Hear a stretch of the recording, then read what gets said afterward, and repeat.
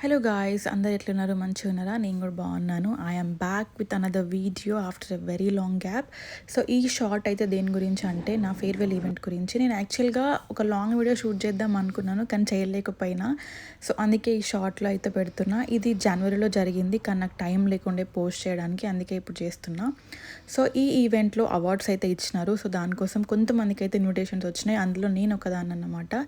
So కంప్లీట్గా నా course అయితే ఇప్పుడు కంప్లీట్ అయిపోయింది. ఇక్కడ నేను జాబ్ సర్చ్కి వెళ్ళాలన్నమాట.